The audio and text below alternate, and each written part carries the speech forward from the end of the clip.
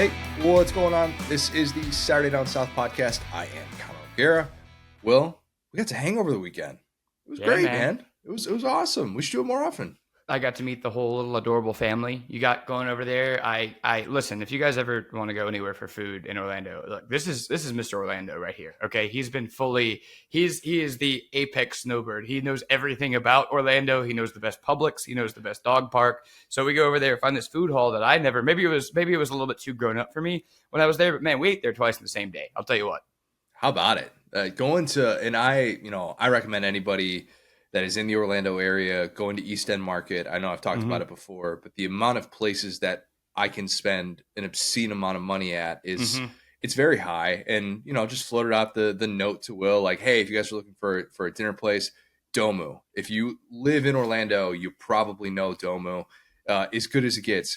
You've got to tell the story of what you did after getting in there and realizing that they were 15 minutes to close, because I think this is an all-time veteran move that I personally have never done, but now I want to put myself in situations where I can try this. Yes. Yeah. I mean, my weekend was nuts. It was just one of the best weekends, honestly, of my life. It felt so professionally, like it was like everything was in a movie, man. Like I came back to Orlando. It was like 10 years after me and John kind of got there. It was the anniversary of a lot of really cool stuff down there. We got to watch AJR, one of just the happiest bands I know, in the suite that Orlando City Soccer owns, because one of Brady's friends works there. So shout out to that. And then, yeah, I got to meet up with you. And so point being, we finished this soccer game. We learned that we just know a bunch of people who work for the team, so we're catching up with them. And, we checked the hours of operation because we're going to try to come back to this ramen place.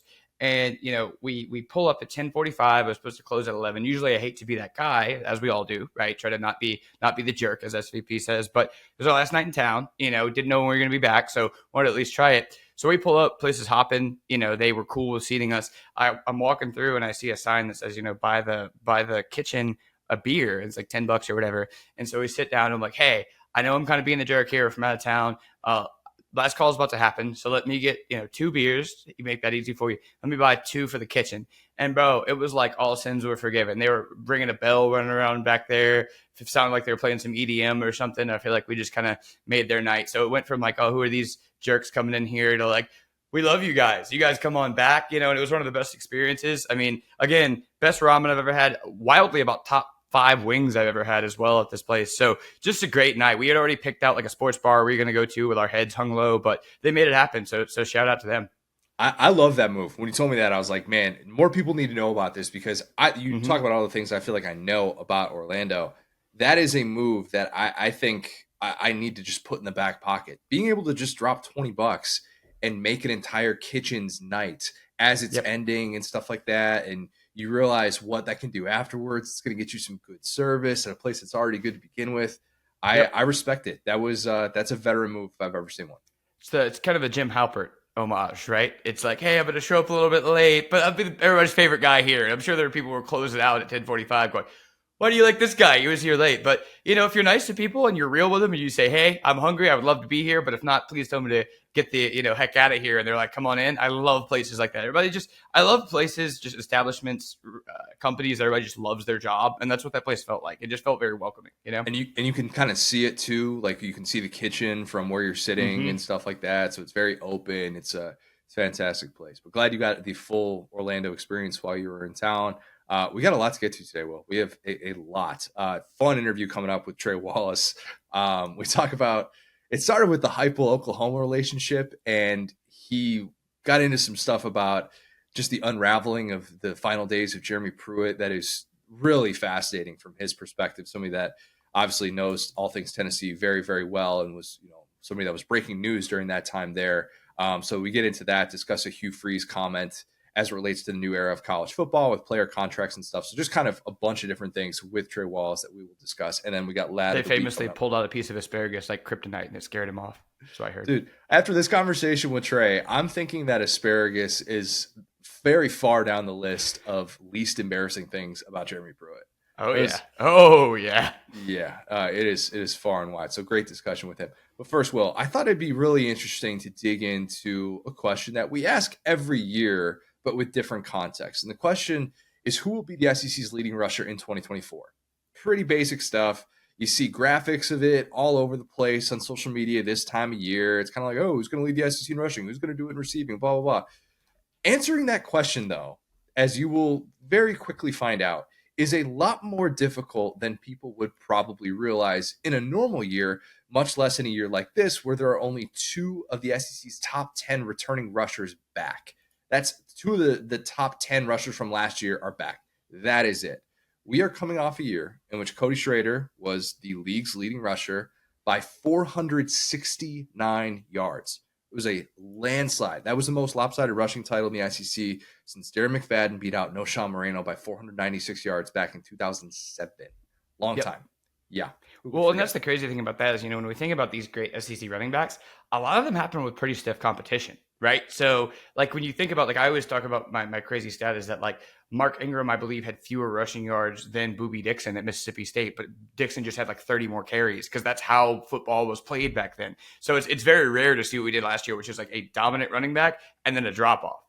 And it's interesting too, because coming into the year, it was historic with the production that was coming back. It was the first time in which we had a pair of 1,400-yard rushers coming back to the SEC because Judkins was back and Rocket was back. And you'd think, all right, leading rusher, going to come from that group. And that didn't end up happening because Rocket has a bunch of injuries. Judkins still finished second in the SEC in rushing, but his rushing yards per game went down by 31. It was more of a grind than the year before, obviously. It's a good reminder that even if you have star running backs in the SEC, it doesn't guarantee a rushing title is on the way for them. That gets into scouting reports, a bunch of other things that is somewhat relevant to this conversation, but maybe somewhat not. If you go back, recent memory, you'll realize that predicting the leading rusher in the SEC is kind of next to impossible, as much as everybody would like to think that their guy, everybody was sleeping on their guy. But just hear me out here. Cody Schrader went from 14th in 2022 to first in 2023. That's first in rushing. Judkins won the 2022 SEC rushing title, did so as a 3-star true freshman. His previous season, he was at Pike High School. Tyler Beatty won the 2021 SEC rushing title after he wasn't even one of the SEC's top 30 rushers in 2020. That was a Larry Roundtree season at Mizzou.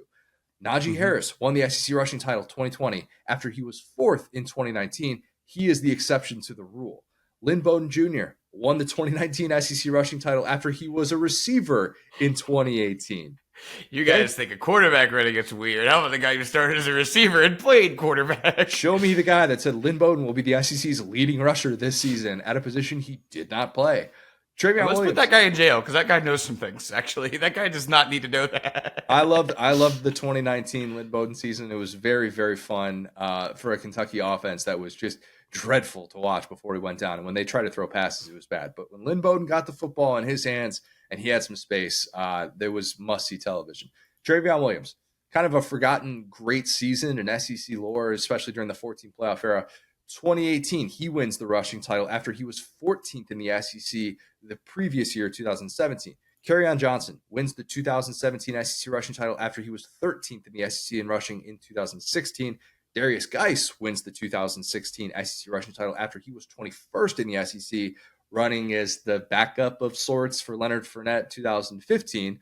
And 2014. He who shall not be named, as we call him in the LSU fan base. Yeah, that's fair. That's fair. We could just go right past that. Don't need to get into a Darius Geis discussion today. Yeah. Even the great Derrick Henry. He wins the 2015 SEC rushing title. He wins the Heisman Trophy. He was 8th in the SEC in rushing in 2014. Cameron Artis-Payne won the 2014 SEC rushing title after he was 18th in the SEC in rushing and 4th on his own team for Auburn back when they had like 15 different guys that could run for 1,000 yards at a given in a given moment, season, whatever you want to call it. And that's kind of it for the playoff era. That's this discussion. That's a 10-year sample size. There were only 2 instances in which the SEC rushing title went to someone who finished the previous season in the top 10.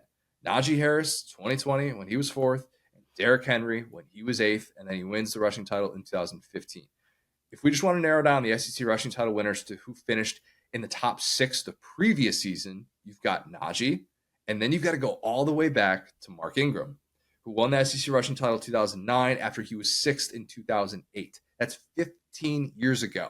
I said top 6 for a reason. I'm going to circle back to that in a second here. But this is hard to predict. That's what I'm trying to say. We will probably be wrong about this.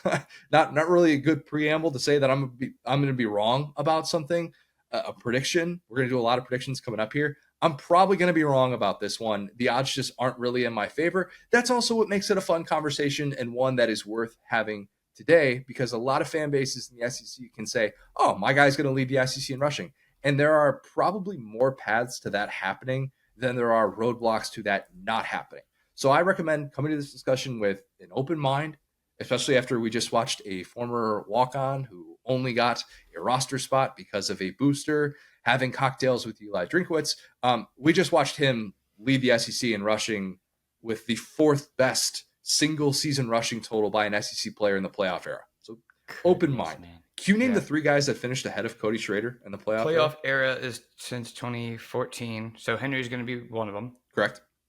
Okay, let's see. But I want to guess Carry On, but I think he was hurt too much, right? It was not Carry On? It was not Carry On. That was, I think he ended up with about 1,200 that season. He got hurt at the end of the season, which hurt the SEC Championship Bowl game. But yeah, he did not have that good of a season from historically speaking. Yeah. I'm going to guess. I feel like, honestly, I think Fournette got hurt too. So I actually don't know beyond that. I couldn't even. Let me throw Larry Roundtree in there. Not quite. Okay. His was 2020, which hurt him. Okay. Yep. But it was Fournette. Fournette was 15 guys. Fournette. Yeah, 15 Fournette, and then Travion Williams. I should have guessed Travion. You know, and what's funny is Derrick Henry was specifically what I was thinking of when I said there was a guy riding his tail. So I should have. The Fournette season is such a disappointing thing for LSU fans because he was favorite to win the Heisman. Then he played Derrick Henry, who completely outplayed him. But that was my natural thought, is they finished right next to each other. But narrative wise and in terms of impact, you know, Henry was able to win more games running straight than Fournette was because Les Miles did not have receivers running routes. But point being, that's a great example of like two back and forth running backs, which is hard to find now. Very hard to find. And that year, maybe you could have said, okay, Derrick Henry, Leonard Fournette, they're going to lead the SEC in rushing. That's not really a crazy prediction. It's kind of what it felt like going into that year. And obviously it ends up playing out that way. But it's just difficult. It's really, really difficult. So I'm going to put my stamp on one guy here. Really one guy. But let's dig into some candidates of who can lead the SEC in rushing in 2024. Can I say one thing really quick? I think there is actually something really interesting that's going on here, which is that what you would call like the best running backs in the SEC are not really exactly bell cow backs, right? Like a guy like ETN, I don't think would lead the conference in rushing, right? And then you could go like Jarquez Hunter is another guy, right? That it's like he's a speedier, lower volume, higher efficiency type of guy, like Ontario Michaela back in the day. And then a third guy, Rocket has been that guy, but to me, it's hard to bet on him, and because of last year. So it's like three of the best guys coming back already have a reason why they won't be that guy this year. We're going to get to all those guys. There you go. Yeah, perfect. You know exactly where we're going. Let's start, though, with Mizzou, the program that's got 2 out of the last 3 SEC rushing titles. Marcus Carroll, a guy who comes in 10th in America in rushing last year at Georgia State. He was first in America in carries per game, even more carries per game than Cody Schrader. I need to keep saying that because it doesn't seem like a real thing, but that is a real true stat from last year. You have 3 returning starters on that offensive line, plus a passing game with Luther Burden III that's going to have a lot of attention. You're not going to see teams loading the box against Mizzou like what Larry Roundtree and Tyler Beatty, what those guys had to deal with. So obviously, Carroll can absolutely get there. If Drink has another SEC leading rusher, nobody is going to be surprised. He's had 3 different running backs earn all SEC honors in his 4 seasons there. That's really good.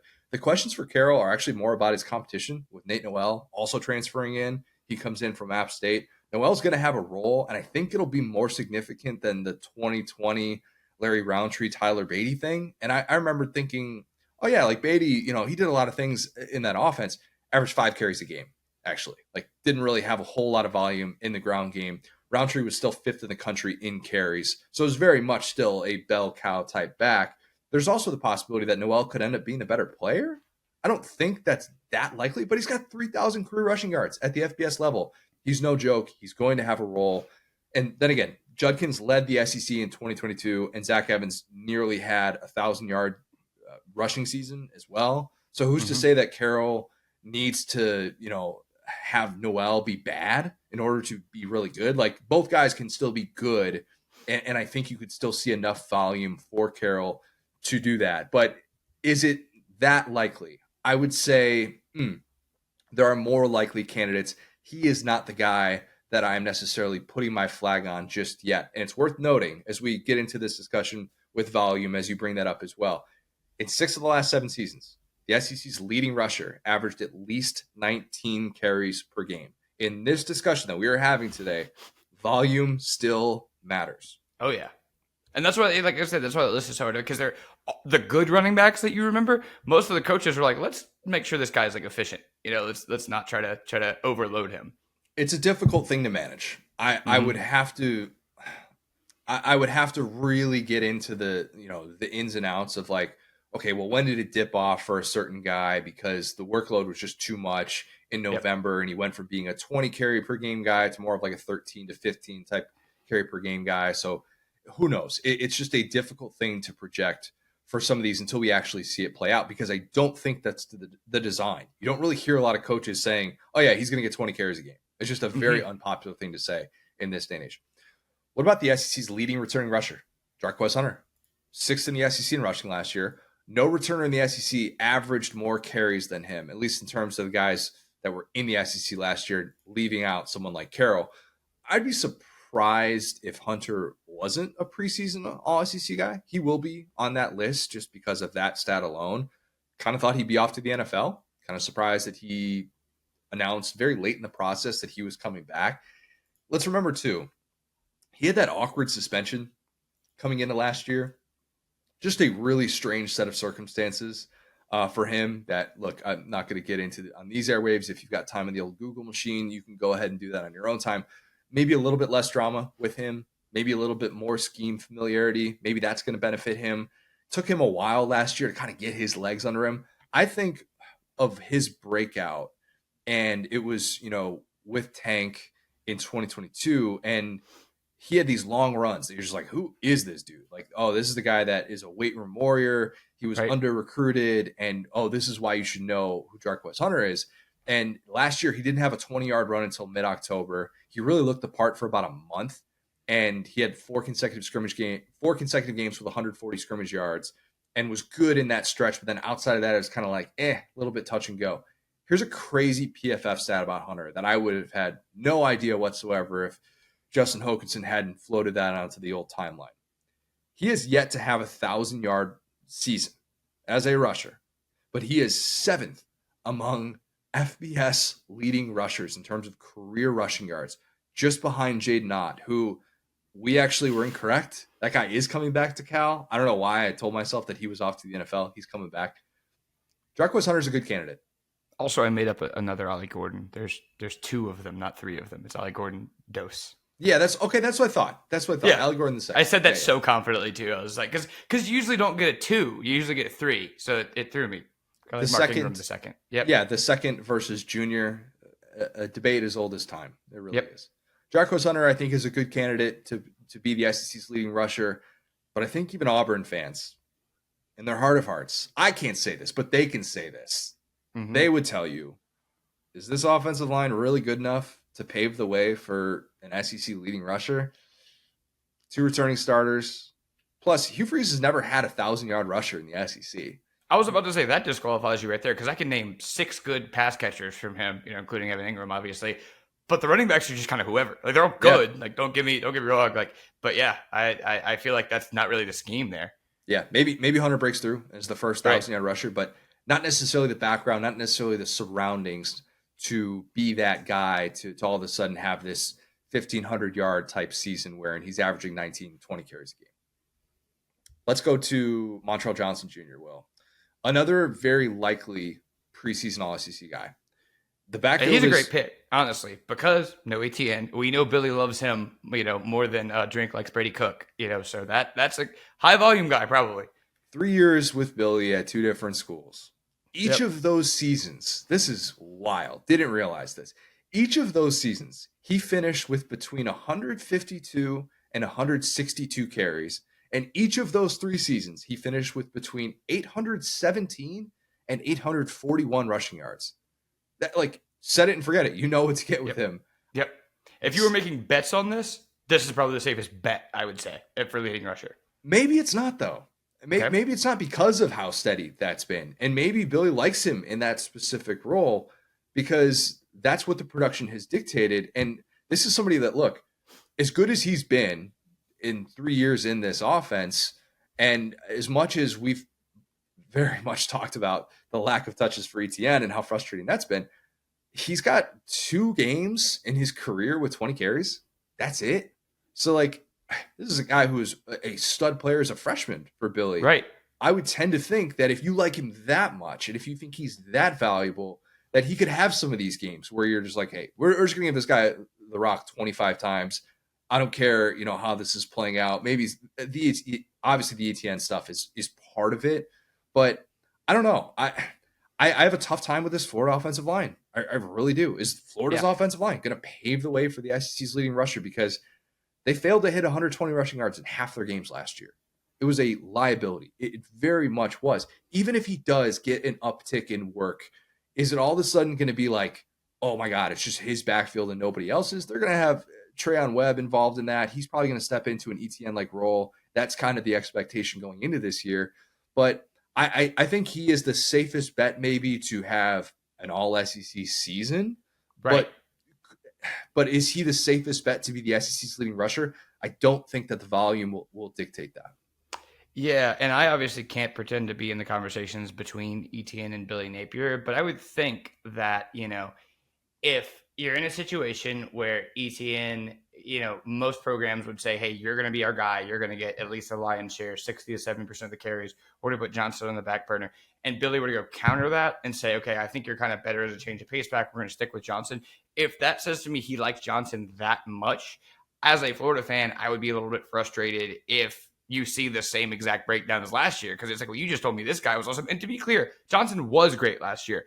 I think ETN was potentially the best running back in the SEC. He just didn't get a ton of touches. So that's the deal, is that if you're going to put all your stock in this guy right here, I think it would be a little bit of an error to not give him a bigger workload, because that's why you liked him versus ETN.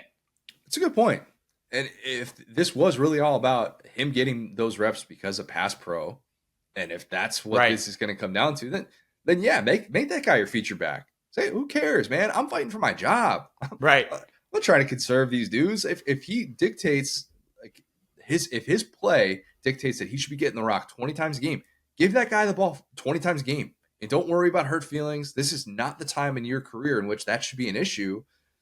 There's something to be said for that. You're exactly right. Maybe that is the path for Montreal Johnson Jr. to be able to have that leading SEC rushing season, is what has happened with ETN. I think that's a really good point. But to your point, again, we have convinced each other, because the O-line you're totally right about. And last year when this offense was at its best, taking out ETN, it was Graham Mertz, right? And his ability to kind of get the ball out a little bit faster. So actually, we have now talked to each other in different directions. Right. Yeah. Different points. Yeah. Maybe the line just being way too inconsistent, where you just had too many games where you're invisible and you can't run the football at all whatsoever. And when you get behind schedule, obviously that's bad news bears too. So maybe that wins out. But again, there is at least a case to be made. Let's talk about ETN. We are both big ETN guys. We are, no doubt. I think his upside, 2019 DeAndre Swift. I really do. Now that he is at Georgia, I think that he could have a year that is similar to that. Swift had a 1,200-yard season and finally stayed healthy 2019. It's actually the only Georgia back who has come somewhat close to an SEC rushing title since Nick Chubb was second 2017. Swift was the only Georgia back since then to have 170 carries in a season. That's it. The last 3 leading rushers in the SEC all had at least 270 carries, Will. And the one before that would have. Najee would have, but it was a shortened season because of COVID, and he still ended up having over 250 carries. Volume is still important. It really is. It is not necessarily on ETN's side, even though obviously he left Florida for Georgia in part because he wanted more volume. And as he said, he wanted the opportunity to play as a starting running back for a national championship team. That's his vision. Okay. I think ETN becomes a star. I'm betting on that. I am fully on board with that guy becoming so unbelievably good, especially behind that offensive line, which should be in contention for the Joe Moore Award. But I think he shares some of that work with Branson Robinson. And I don't know that game flow necessarily supports ETN as an RB1.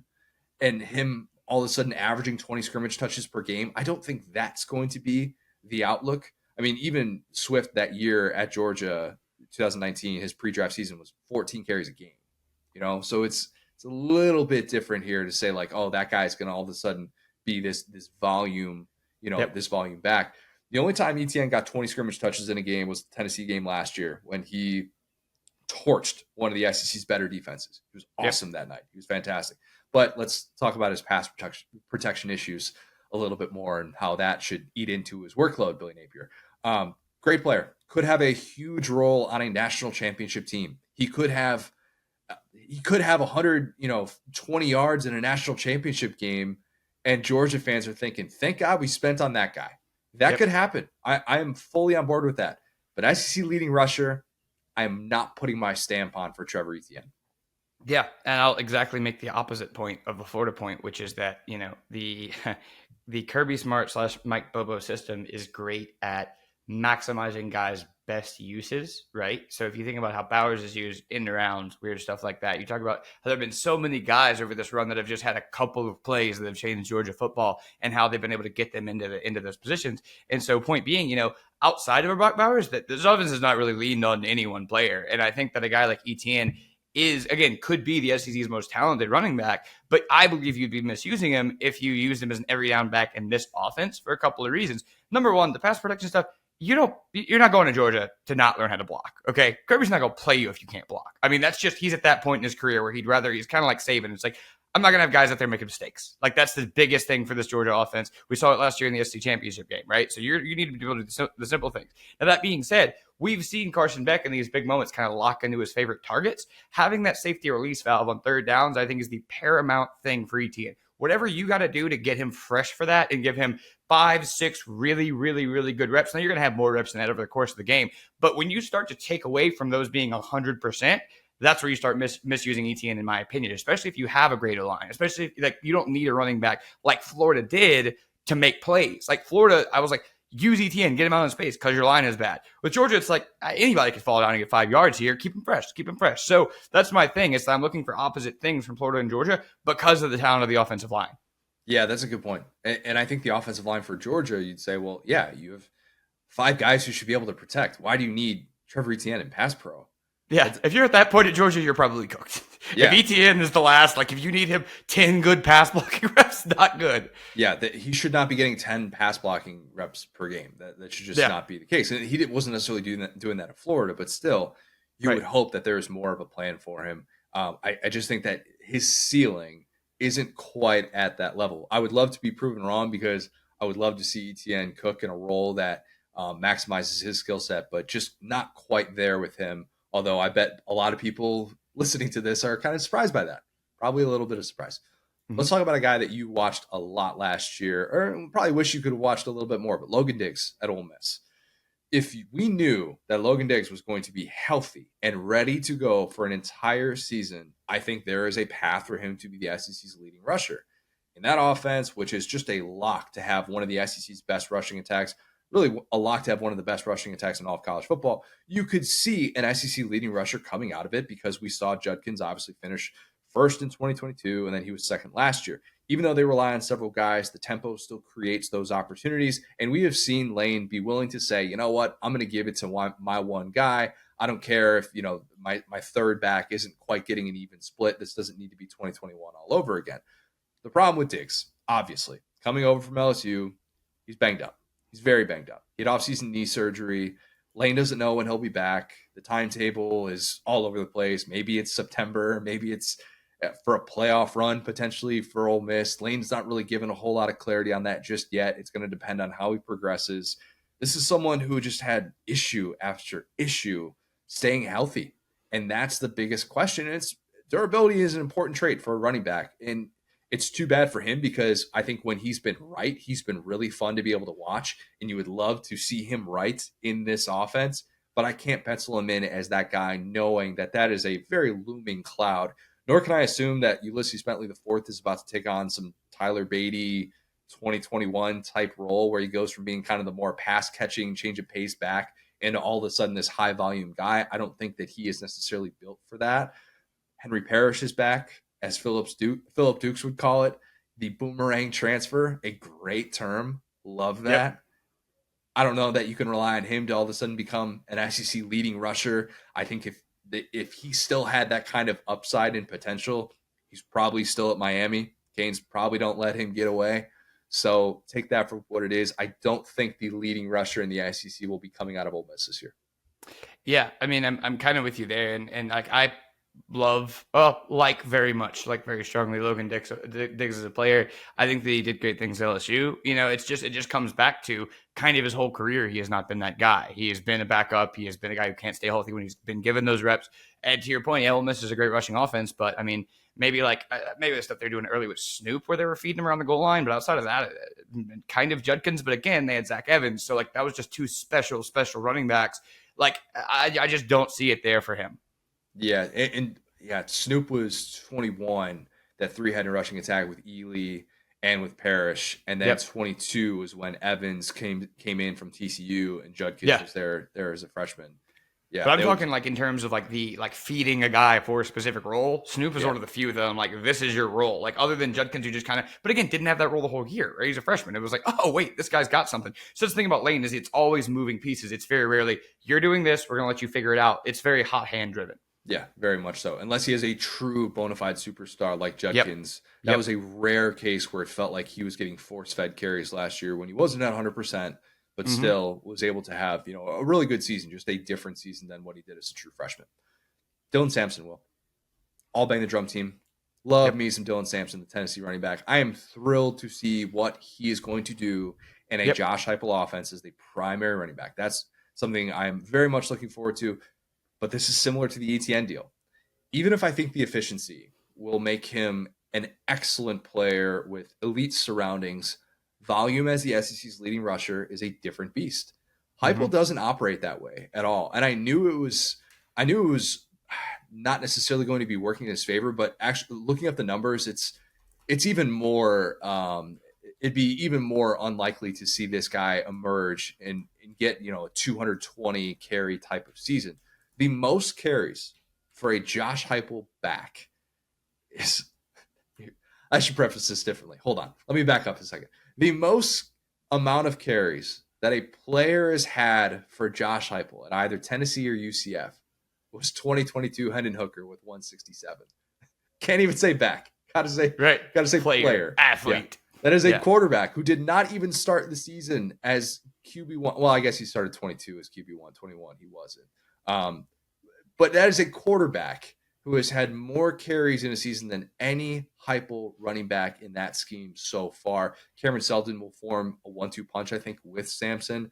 Plus, Nico's going to take away some of that rushing volume as well. So you kind of got 3 mouths to feed, at least in that backfield. Love Dylan Sampson. Love the efficiency.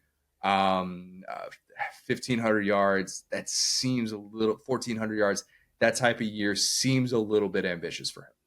Yeah, I mean, I think you just made the case yourself right there, which is that, the QB run, I think, is going to be back. And even with our boy Joe Milton, there was some QB run. Now, how much of that was effective, right? But, I mean, Yamaleava is a closer runner to Hooker, and maybe one day even a little bit better as a natural athlete. So, again, almost similar to like a little bit of a Diggs situation last year where it's like, well, you're going to get some carries, you're going to be effective. And he's a downhill back. That's why I compare him that way instead of like an ETN. But whereas like, Jaden Daniels is going to do his thing. And you know what I'm saying? And that's not that Yamaleava is going to be that type of a rusher. I'm obviously an illustrator. I'm not saying that. But in terms of the amount of carries and the volume, probably some options. That's where Josh Heupel really likes to cook. And we saw it with those Hooker numbers, man. Yeah, exactly. Play breaks down, more than comfortable, calling his own number, patient. The vision is there for him to be able to have some of those QB runs that will take away from it and make it so that you don't necessarily have to give a guy, 230, 240 carries in that scheme, which would take its toll playing that type of tempo. And, that would not be an easy thing to do, which is why you have to have those interchangeable backs be able to rotate them in and out. Okay, a guy that you talked about before, Rocket Sanders will. It's pretty telling. Maybe, I mean, I guess he was for you because you brought him up early, but for me, he wasn't an obvious thought for this discussion. Maybe he should be. I still am a believer that if the pieces are right and if he is right, then Rocket can still be the guy that we saw him be in 22, which was fantastic. The list of active SEC running backs who can say that they had a 1,400-yard season in this conference, it is a list of one, and it is Rocket Sanders. That's it. That's it. I mean, I guess you could say Quinshon Judkins, but he's not active in the SEC, but you get what I'm saying. Last year just lingers for me. It was the knee, then it was the shoulder. He had surgery to be able to repair the torn labrum, transfers to South Carolina. Those are two pretty important areas that you'd like to be at 100%, or not at 100%, but at least close to it. Your shoulder, your knee, significant. Right. Especially for a running back who, I'll just say it, he could be running through a whole lot of traffic at South Carolina, who has not had a running back hit 750 yards under Beamer. Haven't had that yet. Everybody was saying coming into 21, oh, what about Kevin Harris? I was like, I don't really like the way that 2020 kind of played out with the way that he got his yards, the yards after contact. And if you're going to be worse on the offensive line, man, you got to have somebody that can break through there and do so against elite competition, which, it was more of an uphill climb for Kevin Harris, unfortunately, in 21. But yeah, the surroundings just don't really favor Rocket becoming that guy again. And I would love to see him take off again. Pun very much intended. I would love to see that. But him consistently ripping off 100-yard games, I'm not quite there yet. And I don't even know that I'd be there if he had a clean bill of health.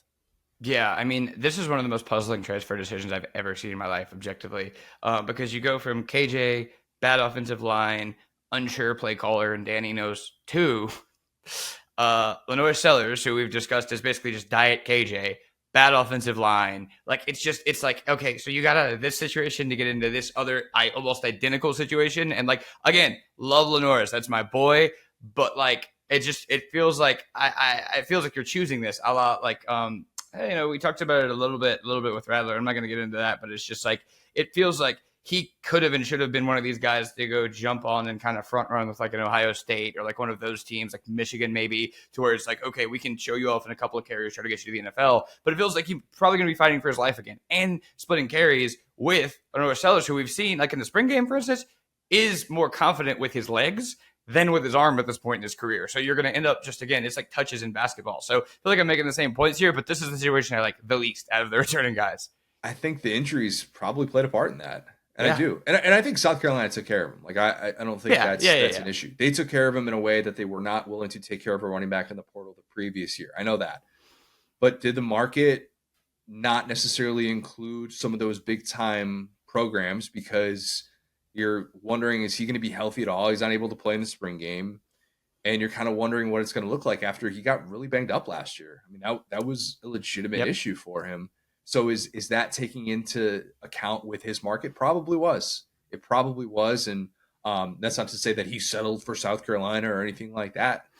South Carolina might have got itself a bargain for all I know, and he could end up being a great player. But there are still questions, I think, on both sides, and more that leaves you thinking that this could be tough sledding than necessarily downhill running the entire year. Yes, absolutely. All right, let's talk about Bama, Will. Sure. If this were still a Nick Saban team, you would never rule this out. And I'm not totally ruling this out. Some might rule out. What was the last dominant, like, bell cow running back for Nick Saban? Najee. Yeah, and he was so underrated, honestly. But again, kind of a different man. Not going to blame COVID, guys, but Najee is just a little bit different of a guy. You got to go back and listen to his story. One of one, built different. You got to be that, even with Nick Saban, to be this kind of back. I love Jahmyr Gibbs. I liked Jason McClellan a lot. Yeah. Thought that those guys were fun and did some great things. But you're right. The last bell cow, I'm gonna take this on 25 carries type of guy, Najee Harris. Absolutely. Yeah. This team and the way that this backfield sets up is a little bit Nick Saban-ish, right? You could look at this backfield with Jam Miller, Justice Haynes, and say, all right, you know what? They're going to be running behind an improved offensive line. You've got some mobility at the quarterback position with Jalen Milroe. But even if I think the lack of rushing volume at Washington under DeBoer was more related to the lack of depth behind Dylan Johnson, who, by the way, finished second in the Pac-12 in rushing, that group was still only 131st in the country out of 133 FBS teams in rushing attempts per game. That's not really a whole lot of volume. And part of that is because Michael Penix didn't run, didn't get sacked. So those rushing attempts are going to probably not necessarily be it 40, 45 a game. That's just not necessarily what their MO was. Milroe is going to run. I think Justice Haynes and Jam Miller could form a nice 1-2 punch. But if the carries are split 3 ways instead of 1, like they were at Washington, where it's pretty much just Dylan Johnson or bust, those odds are very unlikely that Bama produces the leading rusher in the SEC this year. I just don't think the volume is going to be there. And that is a strange sentence to say about Alabama. New times, very, very new times in a post-Nick Saban world. Yeah, this is just a skip to me. I think Milroe might be the leading rusher. Could be. Yeah, could be. If Milroe has 800 rushing yards, something like that, that wouldn't be out of the realm of possibility. We very much see that. And I like Justice Haynes too, former 5-star as well. But yeah, it doesn't necessarily feel like that'll be working in Bama's favor year 1 of the DeBoer era. Let's talk about your Bayou Bengals, Will. If you want to go with a wild card, LSU loves Caleb Jackson, right? I mean, it feels like he is going to have a prime opportunity behind what should be one of the best offensive lines in college football. Does that mean he's about to become the ICC's leading rusher? That feels like a stretch for someone who got 31 carries last year, 20 of which were against FBS competition. His biggest volume game of the year came against Grambling. Take that for what it is. Probably more important in that discussion, Josh Williams had a 12-2 carry advantage in the bowl game. Also had a 45-6 snaps advantage. They trust Josh Williams a lot. Even if we do see Caleb Jackson kind of step into this RB1 role, which could very well happen, I still think that there could be a whole lot of opportunity there for Josh Williams, and he's going to get a lot of snaps.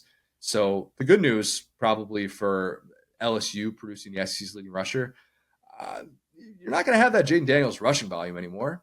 Yep. A lot of those carries are up for grabs. Nussmeier's not taking that. He will not be taking. I sure hope not. If he is, he's running for his life, and that ain't good. This LSU offensive line has some questions to answer if that's the case. Yeah. So there's a world in which LSU is a really productive 1-2 punch with Jackson Williams, but maybe not the SEC's leading rusher. Yeah, I mean, this is a guy that, like I said, again, a safe bet. We talked about that. This is one that, if this were odds, you could throw $5 on because of the situation, right? Which is that Williams is going to be more of a vulture on the goal line. What LSU loves to do is push straight with this guy. Ask FSU and Georgia, who they did it so unsuccessfully over and over and over again. And so, I mean, that was where I was like, can we this year go outside maybe? But that's what they love to do with the goal line. But between the 20s, I really actually do think he's going to be a little bit more of a bell cow guy, because you kind of see LSU has managed the roster where it's like, we really don't want to bring a guy in. We're not going to get like an FCS guy or some guy to come compete. This is our guy. And we know what Josh Williams does well. And we know, again, whatever you say about it, that's his role. If they come out after all that and have Josh Williams really getting carries, I as an LSU fan will be frustrated because they have so much rushing to replace. And it seems like they have a guy who, yeah, maybe he won't be perfect now. Again, talking about blocking, things like that. He's made some mistakes. He's had some drops, but he has the talent, it feels, to be that guy. So let's just try it, because we know Josh Williams is not that guy. Yeah, if they really were worried about what they lost in Logan Diggs. Right. Again, good player, when healthy, has struggled staying healthy. They're really worried. What's stopping LSU from going out and buying? Yes, I'm going to use that verb that Brian Kelly made famous. What's stopping LSU from going on and getting a Rocket Sanders? If that was how they felt and their backfield depth was just not necessarily there, and I think they would have addressed it that way. But instead, their lack of movement in the portal suggests they actually feel pretty good about this, and Caleb Jackson is definitely a big part of that. Yeah, and I mean, you could look at how they handled Goodwin, Trey Bradford, and just like I said, they're losing guys. And Brian Kelly is like, we're good. So that means there's a plan. It's really a short list of people who can be the plan. Yes. I think, Will, the SEC's leading rusher in 2024 will come from one of its new Big 12 members. Shades of when Johnny Manziel did that coming into the SEC in 2012. I don't think it's going to be a quarterback from Oklahoma or Texas, but I'll take a running back from one of those two teams. So let's dig into those, because that's not really an area that we've spent a whole lot of time on. If you cover this conference, you probably haven't had much time to really dig into the ins and outs of Oklahoma and Texas's roster just yet. Now's a good time to be able to do that middle of May. Gavin Sawchuk he will not be, if I had to guess, a preseason all-SEC guy. 744 rushing yards last year. That doesn't really jump out to you. But when he took over that bell cow role mid-season, after he was dealing with a hamstring injury early on last year for Oklahoma, after he takes on that role, he runs away with it, and he was awesome down the stretch. 500-yard games to end the season, had 9 rushing scores. That led all redshirt and true freshmen in college football last year. My only concern, and the reason I won't put my stamp on him, is how young they are up front. That's going to be a very well documented issue for Oklahoma, is what does it look like in the trenches against SEC competition, especially against a schedule that good? What does it look like if you are not great on the offensive line? Can you have this balance, this run pass balance that it feels like Oklahoma is going to need? I think an unproven offensive line that's about to face SEC competition week in, week out, that's maybe the only thing preventing me from saying that Sawchuk will be the SEC's leading rusher. Yeah, I mean, I think exactly to your point, man, just a little bit too much unknown for me to pick it, you know? But again, I see the vision for sure. Let's go to CJ Baxter. Mm-hmm. That's my guy out of Texas. This is my guy. I'm putting my flag right here. 659 rushing yards last year. He was the backup for Jonathan Brooks before he got hurt. He was actually the starter coming out of camp, which is pretty crazy. It was RB1 as a true freshman, but then gets hurt early in the season. As an 18-year-old, this guy had 100 scrimmage yards in a playoff game. Okay? He's the only player in the SEC who can raise his hand if you ask the question, anybody have 100 scrimmage yards in a playoff game? This guy did. That alone should turn heads. He's going to be in a shared backfield. Jaden Blue is going to have a role. I do not think that this is just him and nobody else. But again, it's Sark. It's Sark with those running backs, man. 3 out of the last 4 drafts, he had the first running back come off the board. Now he's got the former #1 running back recruit in the 2023 class, an offensive line that's got 4 or 5 starters coming back, and a passing game that's going to demand a lot of attention because Ewers is back, and they reloaded at those pass catcher spots. They have talent. They have scheme. They have a line. All of that is working in Baxter's favor, and I like that. He's going to run through tackles and be so difficult to bring down. I am planting my flag on Baxter being the SEC's leading rusher, which would just be the total 180 after Cody Schrader did, because we're talking about 5-star #1 overall recruit at the running back position. He is capable of being that guy. Baxter is built like Najee and Bijan. Texas had this moment in the spring game where they're talking to Bijan on the sidelines, and they're asking him about these backs with Blue and with Baxter, what this 1-2 punch is going to look like. And right on cue, they're doing the split screen. And Baxter catches this little swing pass, and it's got nowhere to go. Absolutely nowhere to go. 3 Texas defenders are around him. He breaks all 3 tackles and then gets to the line to gain and then runs over another guy. That tiptoes on the sideline to be able to do that. The Texas crowd, who has seen no shortage of great running backs over their time. Make fun of Texas for a lot of different things. They have seen some great running backs. Even they were in awe of this dude and that play and that moment, what he did. I love CJ Baxter. No bias whatsoever that he's from Orlando. Yeah, you said it's from one of the 2 former Big 12 schools. I was like, Oklahoma, skip, because I see exactly the vision here, right? When you think about situation, right? You think about a Texas O-line that's been good enough to win in Tuscaloosa, right? Push those guys around. Those guys are coming back. And it's funny that now playing for Texas is an asset, right? It used to be a joke. It used to be you're going to be fighting everyone by yourself like Bijan. Now it's like we actually have a great offensive mind here. You have a guy who knows how to develop running backs. Again, the stat about the draft is perfect, right? So you have a coach that you've trusted to do this type of stuff. You've had the consistency there. And then furthermore, it's like, hey, all things being equal, yeah, we've had some great stories, right? But I mean, hey, Fournette was a 5-star. If you'd rather have a 2-star or a 5-star, you're taking the 5-star. You take the guy with the explosive athleticism.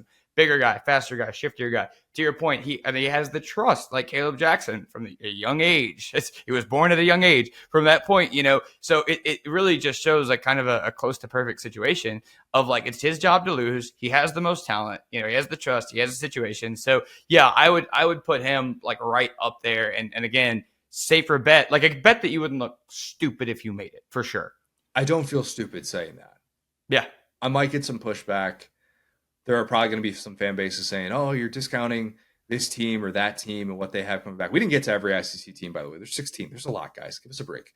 There's a lot to consider. Right. Watch, Mississippi State's going to have a leading rusher in the SEC. Like Kentucky, one of their former transfers, got a kid from Ohio State, their 3rd-string running back, is like, I don't want to wait around Henderson and Judkins. I'm gonna peace out. Watch, they're going to have leading rusher in the SEC.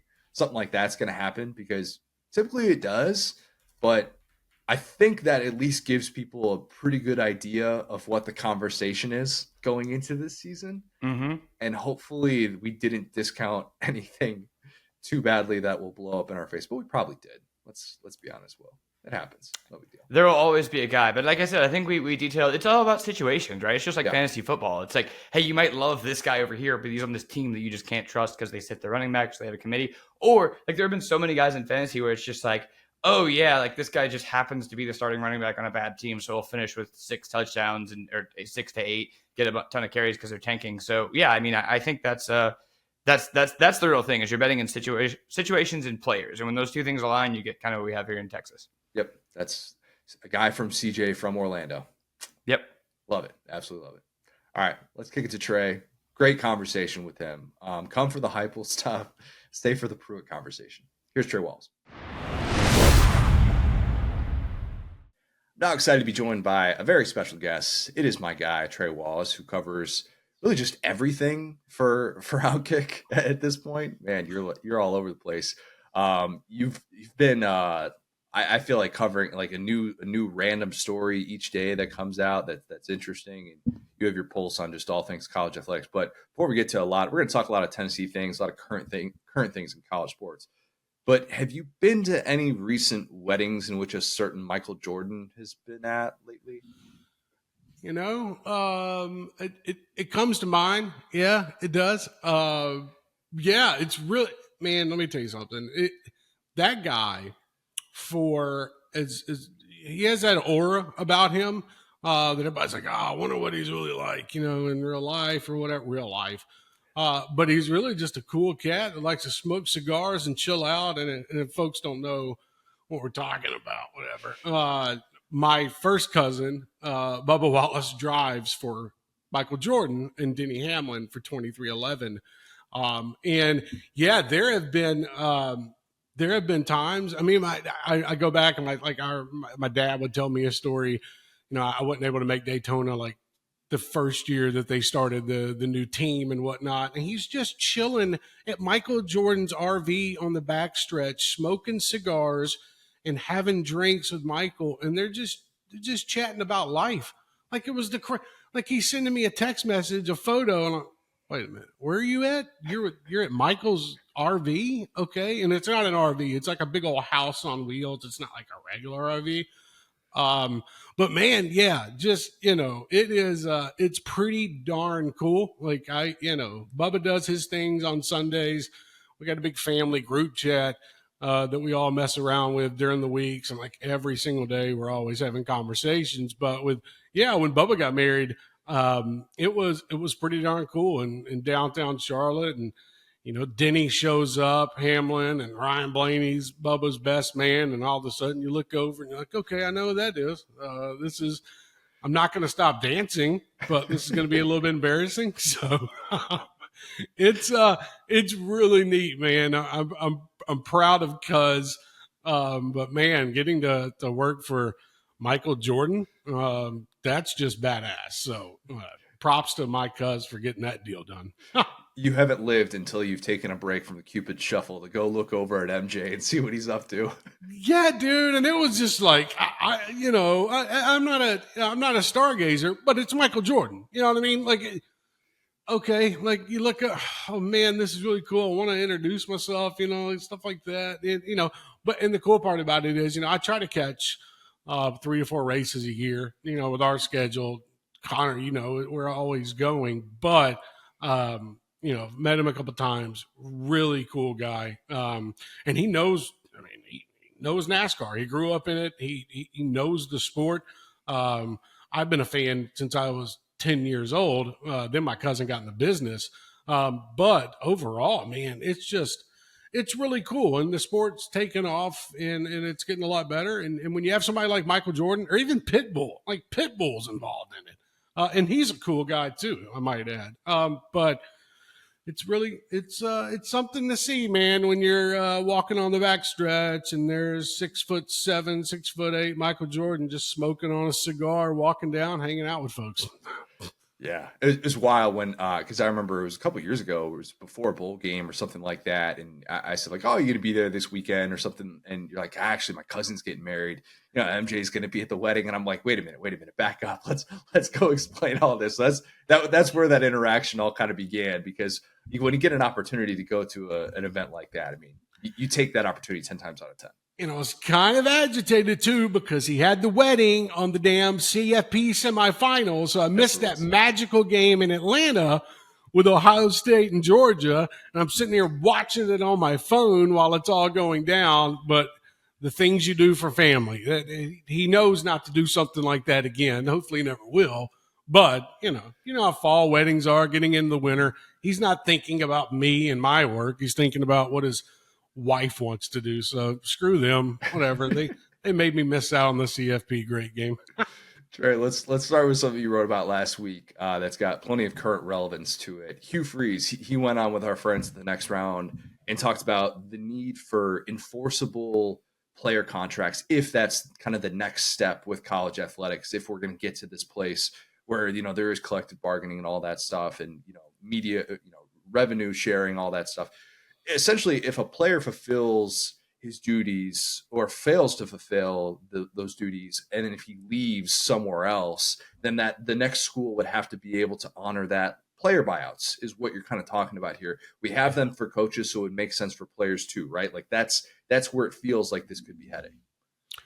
It does, and Hugh makes a good point. And I've talked to a couple collectives out there, big time collectives too, in regards to the situation of, okay, do you have some kind of contingency plan or buyouts right now in your deals? I think everybody will look at the Texas A&M class when NIL was, the inception of NIL when it first started, and you look at it and you saw how many players had left, and there's certain language in these contracts that maybe if a player is making so much at another school, okay, 5 or 10% might go back to that collective that he first signed with. But I don't know, and this is not a knock, I'm just saying, I don't know if they were smart enough when NIL first started. And that's not a knock. It's just because NIL was so new that you would have buyouts and deals to get out. Okay, you're going to go to A&M. Okay, you remember the thing Walter Nolan did. He did it on social media. He said, hey, for players, make sure you're checking your contracts, before you move around. I'm not saying anything about Walter, but I'm saying this is the type of stuff that they're talking about right now. And I think that's kind of leveled out. But Hugh makes a great point, and I don't disagree with him. I think when you have buyouts and coaches' contracts and they go to the next school, I mean, you remember, look at Gus, or, he was fired, but you look at coaches that have taken other jobs.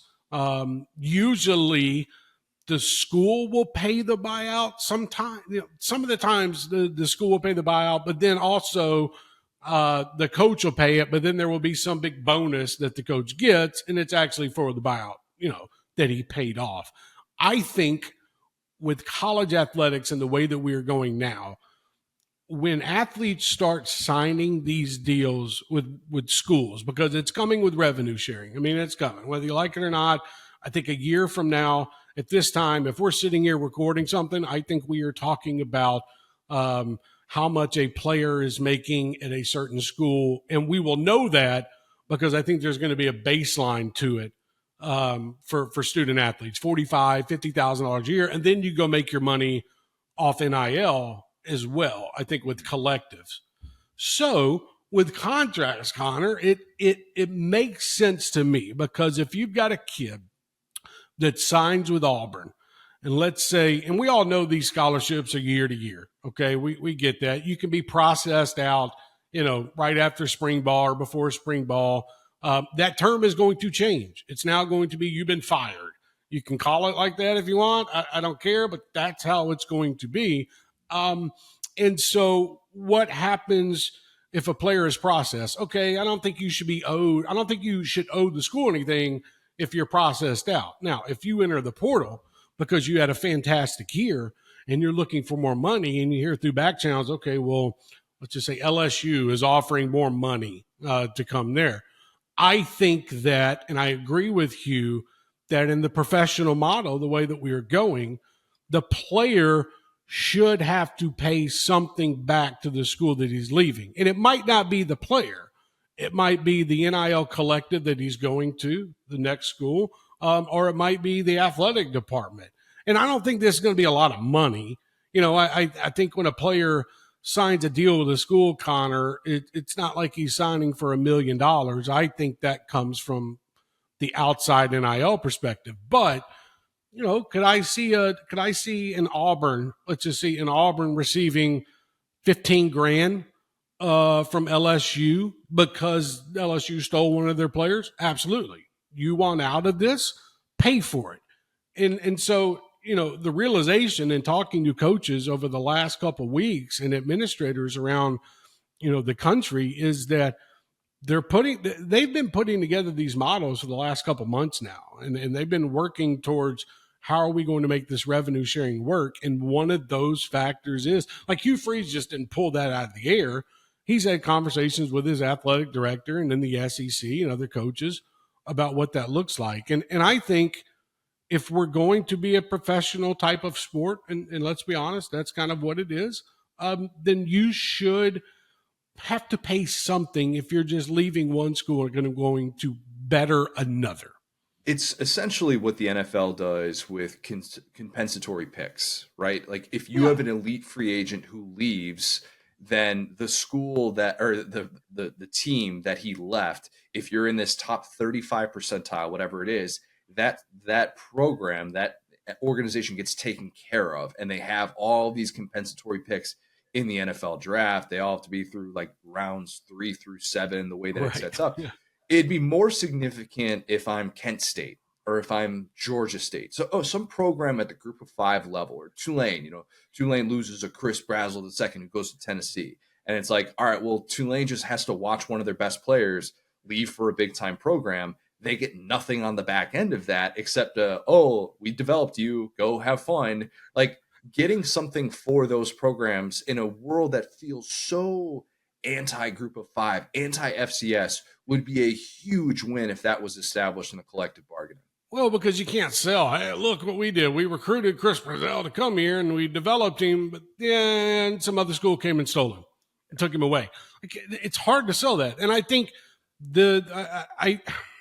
I think the G5 is about to change, the G4, I think the schools like Georgia State, Kennesaw State, South Alabama, Tulane, I think they're about to be put in a situation where, look, if we're going to bring these players in and we are going to develop them, and then they're going to be your star wide receiver for the Power 5, Power 4 school, we need something in return.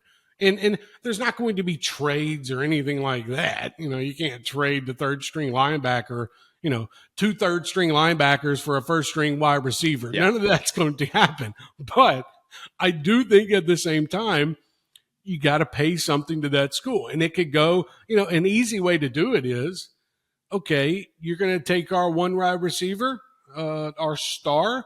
Okay, you're going to pay us 20, 30 G's, and it's going to go into our NIL collective. Like, I could see that working out. Or it's going to just go to our athletic department wing that's handling contracts for players and revenue. I think that could be a way this could work. And, I don't think a lot of it's going to be made, public, but I think at the same time, if we see that star player from a Southern Miss go to a Tennessee or Alabama or LSU or USC, whatever, I think we'll know that, okay, they're paying something, they're getting something for that player leaving, because Tulane, let's just say, who had the player, or Southern Miss who had the player, they spent a lot of money in getting that kid on campus. Okay, let's reimburse some of that. Let's get some of that back. So I do think that is kind of the way you were talking about with compensatory picks and how the NFL does it. I think college football is trying to figure out right now what type of model would work in the future. Yeah, tricky because you don't have the trades that kind of make some of that easier in a way. Like, it's actually more difficult to kind of sort through. So because what is the market value? What's the market value for a player leaving?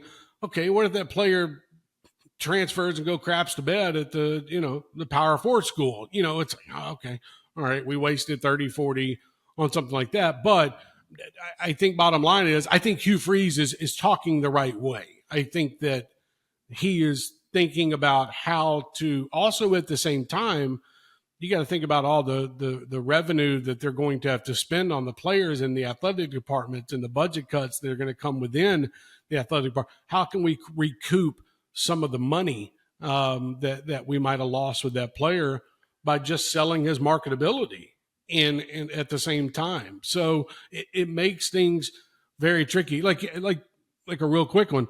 What if Grayson McCall had gone to Auburn, 2 years ago, and Coastal Carolina cannot sell Grayson McCall to season ticket holders and folks within that program? I think that's where, and I'm just using it as an example, that's where something I could see, okay, Auburn slides Coastal some money to make sure that, okay, at least they got something out of it. And maybe even a certain part of the media contract is devoted strictly to that compensation, so that's not all just the future team that has to pay that entire sum, but that there's some sort of built-in sum of money that goes to those situations where it is a guy leaving, and maybe it has to be leaving from a specific level for it to be a compensatory pick, whatever you want to call it. But it's complicated. It's still complicated. You need people that are at least getting out to the forefront. I mean, they're going to have like a transfer budget. I mean, let's be honest. Like, these schools are going to have something in their coffers inside that athletic department. Says, okay, let's look at the transfer budget account. What's that look like right now?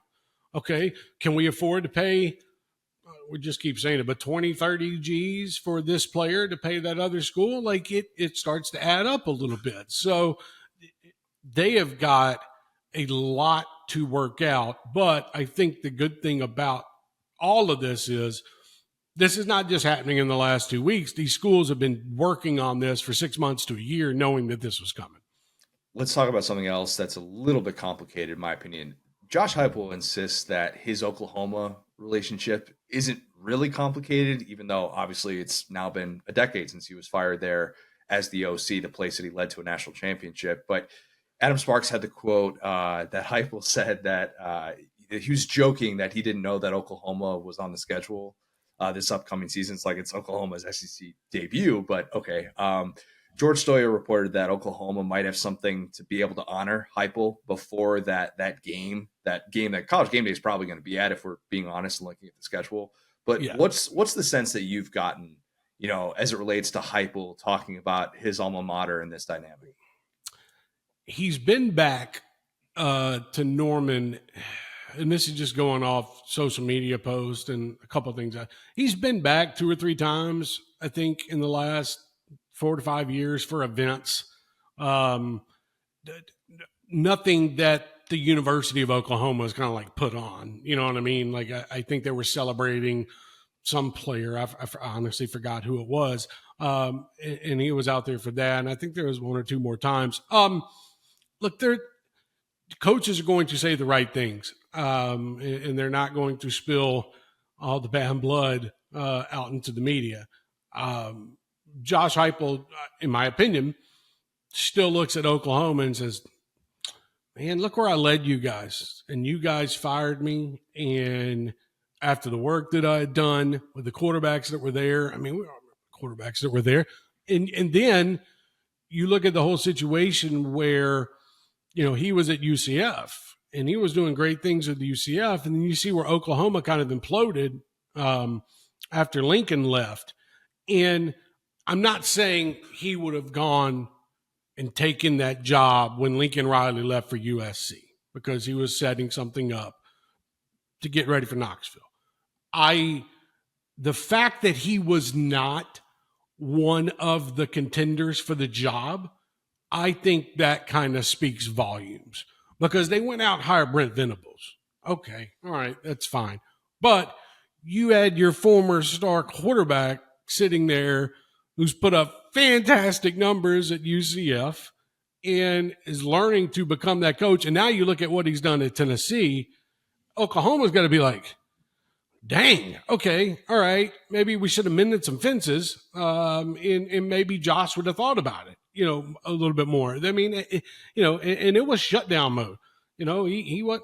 I'm not listening to you guys right now. I don't want anything to do with Oklahoma at the moment.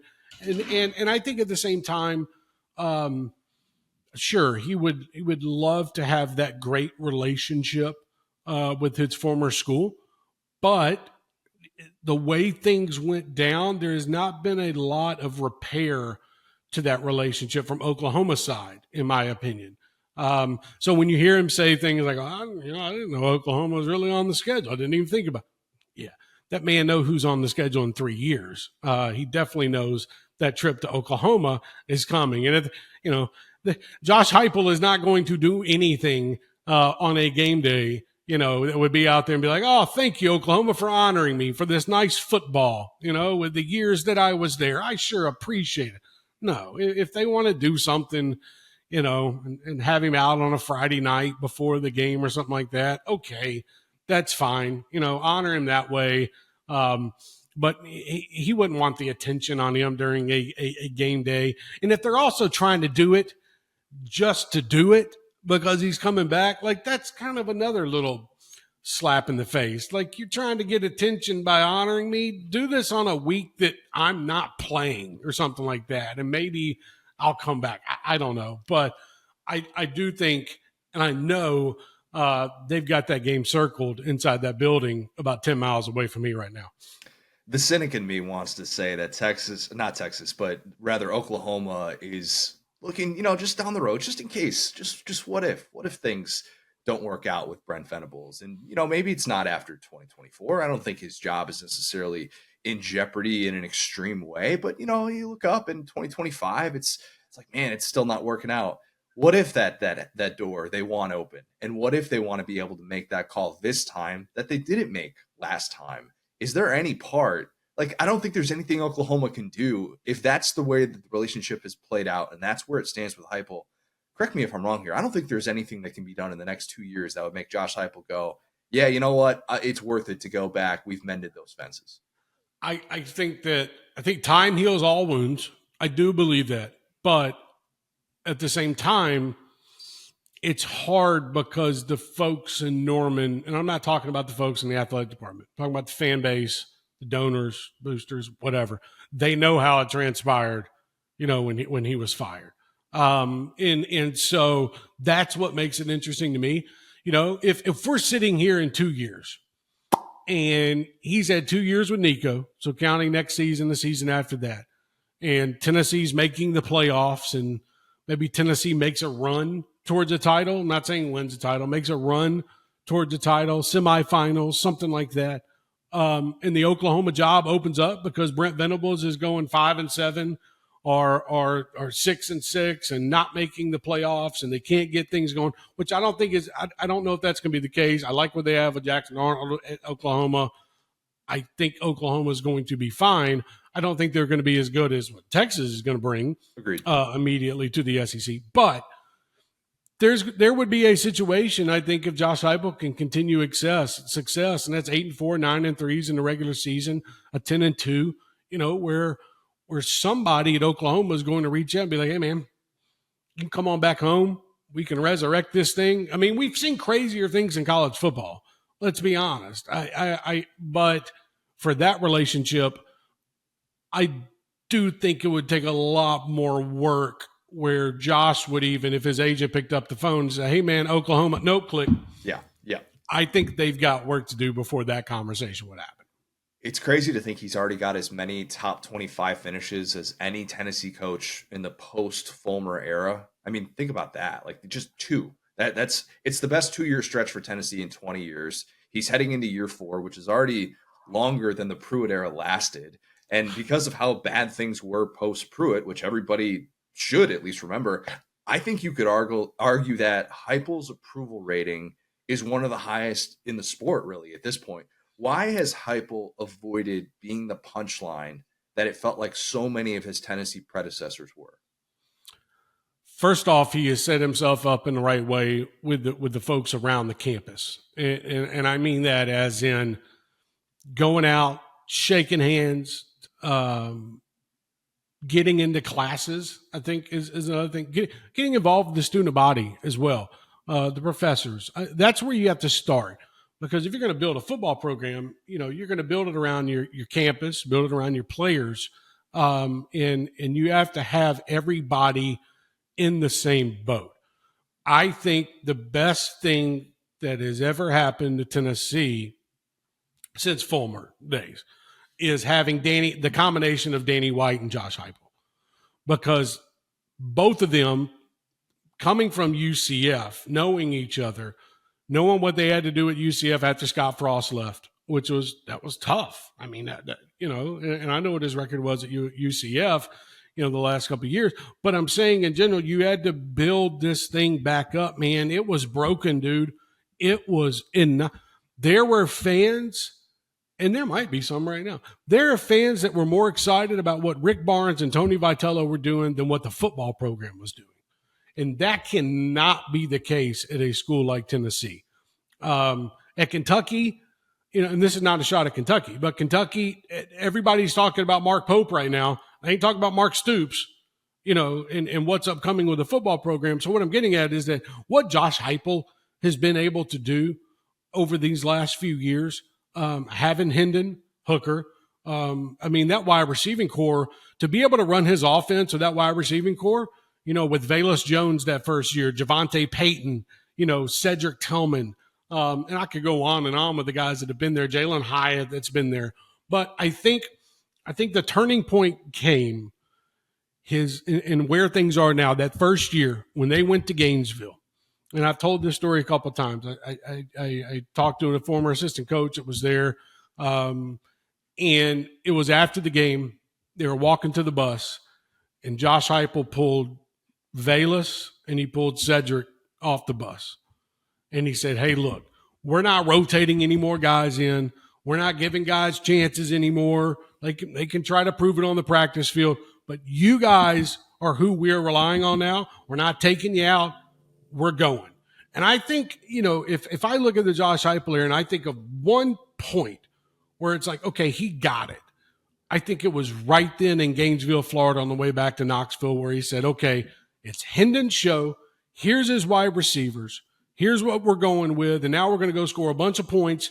And these are the guys that get it. And then you look at what they did. They went out to Missouri. It was like, 60 some odd points. Like, the offense was rolling.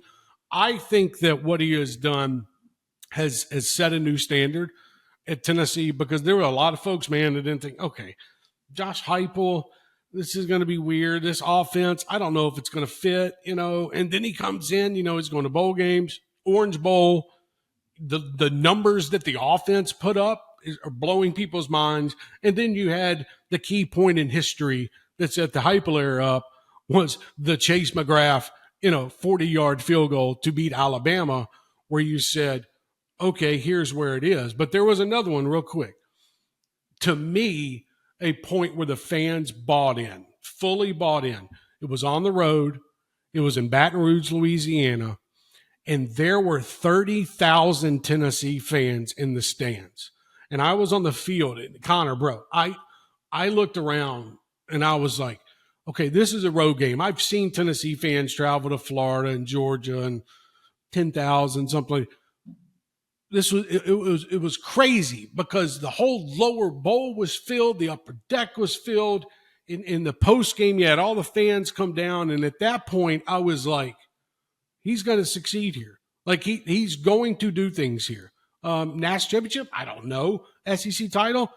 I don't know. But he's going to have success at Tennessee. And that's when I think the fans fully bought in to Josh Heupel. And that's where you sit right now, where, everybody's looking forward to the Nico era. I think they have an offense that's going to put up some points next year, especially, the wide receiver position, running back and whatnot. But I think what he's done, Connor, to kind of come full circle, is he's embraced everything Tennessee, where God loved Jeremy Pruitt, man. He tried to come in and do it the Alabama way. It ain't going to work at Tennessee trying to do it the Alabama way. And I mean that in a lot of different instances, not just on the field stuff, off the field stuff, behind the scenes. I just feel like what Josh has done is he knew what Tennessee was. He brought his own little spice to it, and now it's just blown up, man. It's all people talk around here. All right, give me a Pruitt story. You can't just throw that out there. I need something, because I think we all see the NCAA stuff that comes out. We're like, all right, how much was this really a big deal? His wife is handling this. He's got this and this McDonald's bag. He's figuring out what Zaxby's. Like, you hear all these different things that come out. But is there one to you that I could tell you had a few circling in your mind there that come to mind of like, man, this guy just doesn't quite get it? It's like which one to pick from. I'll start it with alleged. Okay, I'll start the story with alleged, according to NCAA investigation. I think when he had his assistant coach Brian Niedermeyer, allegedly sitting in his office with manila folders stacked on the desk, and each one of them had cash in it, and players were coming in and out of that office and leaving with folders that were with cash.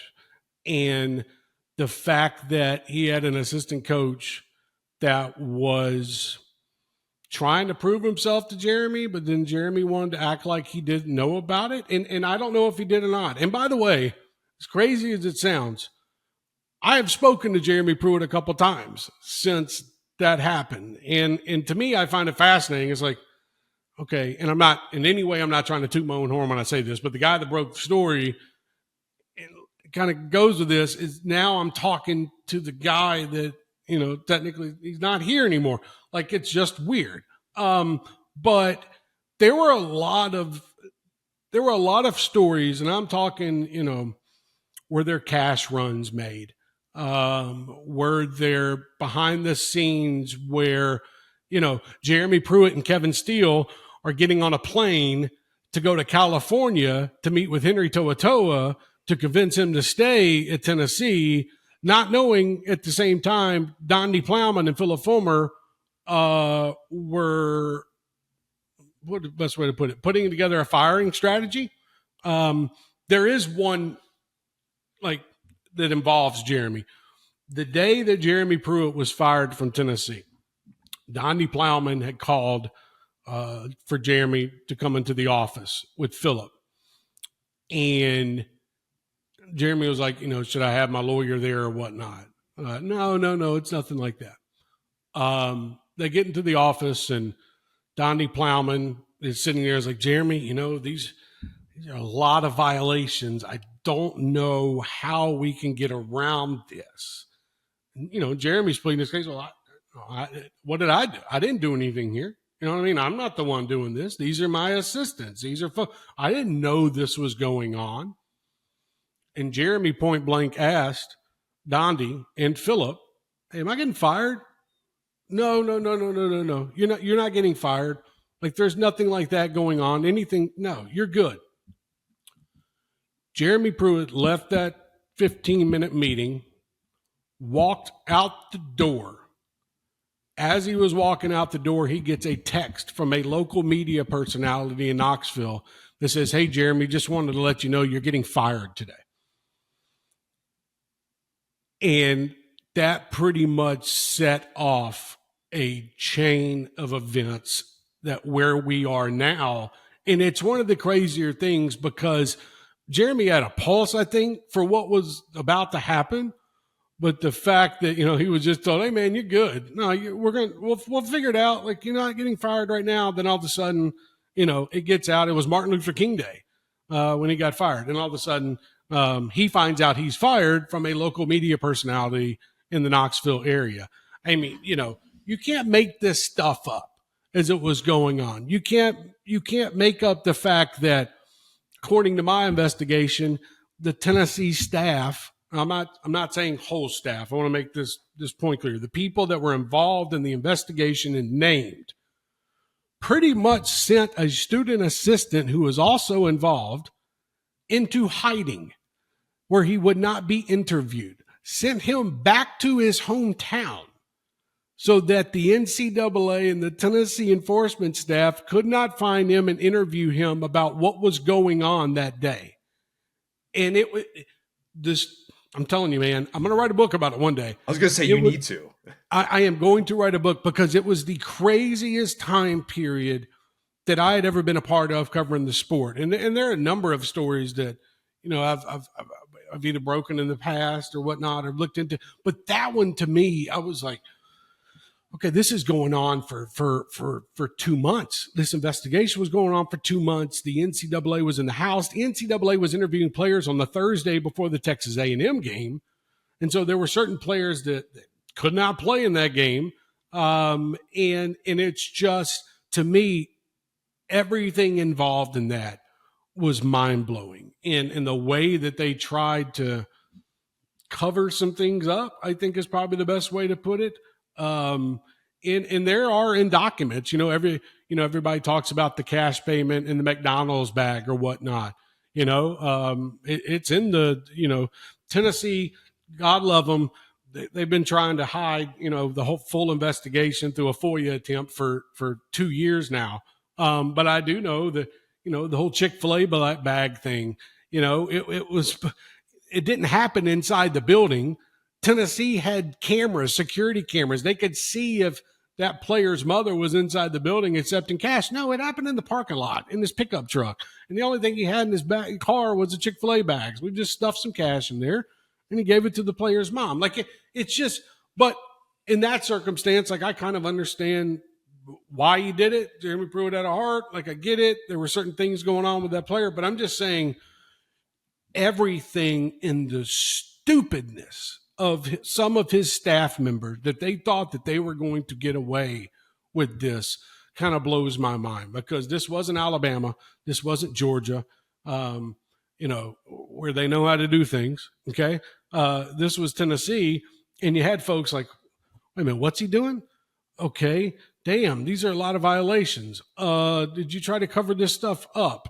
Okay. It's just like, your mind's blown when you go over everything and it along. It was funny. I was figuring out things before the coaching staff was during that time. So I'm sitting here like, okay, this, damn, they don't even know yet. Okay. This is very interesting to me. And I could use colorful language with that, but I just feel like some of the things that were done, idiotic, not smart, somehow, God love him. Somehow Brian Niedermeyer's got a job now as a defensive coordinator for Tuscaloosa High School. I don't know how that has happened, but I guess it helps to have connections in the business. And at the same time, Jeremy Pruitt, can't get a job in college, and we see all this stuff that's going on with NIL. Like, to end this thing, like in this question, there's a part of me that says everything that he did is pretty much acceptable now in college football. Everything that he did. At the same time, Jeremy Pruitt can't get a sniff of a job. I mean, there was even, according to sources, there was even an ACC school that at least floated the idea out there to hire him as a defensive coordinator, but not have him on the sidelines on Saturdays. But my man can't get a job right now in college sports, and we've got more cheating going on right now in pay for play than anything could have ever imagined at Tennessee during that time period. It's just crazy, So when you texted Pruitt after he got out of that meeting, what does he respond to you when you break the news to him that he's fired? Well, first, okay. Alleged. All transparency, it was not me who was the media person that texted him. Not in that moment. Not in that moment. It was more like of what? Okay. All right. This is really happening. Like get Jimmy Sexton on the phone. Let's figure out what the hell's going on here. Can I get my buyout? That type of deal. I mean, look, the assistant coaches knew they were screwed. And not all of them, like 3 or 4 assistant coaches knew they were screwed. They didn't cover their tracks. You can't pay for a Marius Mims' mom to go to a nail salon, and have the assistant coach, be the one that's footing the bill for it. You can't pay $300 to go get a pedicure, and the school's going to pay for it. And it's just dumb things like that really added up. And the hotel scheme, I've come to learn that was kind of going on before Jeremy Pruitt got here. Where they go drop off cash on Fridays that would take care of official visitors during the COVID time that were coming in, and they'd be renting out a whole floor of rooms. And hell, the hotel was in on it.